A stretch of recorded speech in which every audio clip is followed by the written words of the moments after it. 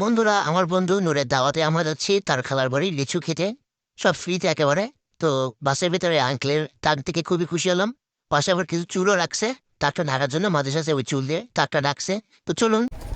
আসসালামু আলাইকুম সুপ্রিয় দর্শক শ্রোতা, আজকে আমরা চলে এসেছি যশোরের বসুন্দিয়াতে। তো দেখছেন আমার বন্ধু ইমন, নাইমুর, আর হচ্ছে নূর। ও কিন্তু ছেলে, মেয়ে না।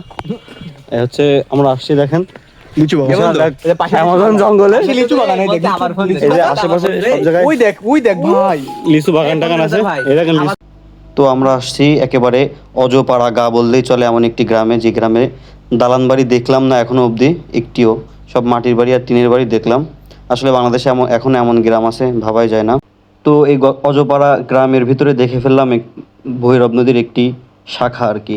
বাংলাদেশে আসলে যত দিন যাচ্ছে জীবিত নদীর সংখ্যা তত কমছে।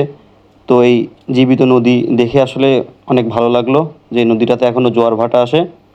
তো ভালোই লাগলো আর কি নদীটা দেখে, যে এখানে এখনও নদীতে প্রবাহ চলতেছে। অবশ্য এখন ভাটার সময়, নদী শুকিয়ে গেছে।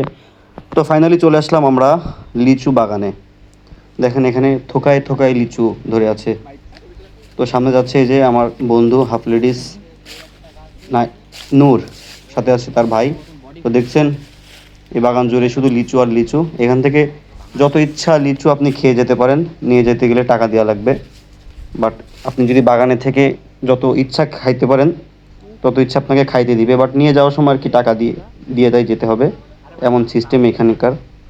তো আসলে বাংলাদেশে যে এমন একটি জায়গা আছে আমাদের জানা ছিল না। এটা হঠাৎ করে আমরা শুনলাম আমার বন্ধুর মাধ্যমে।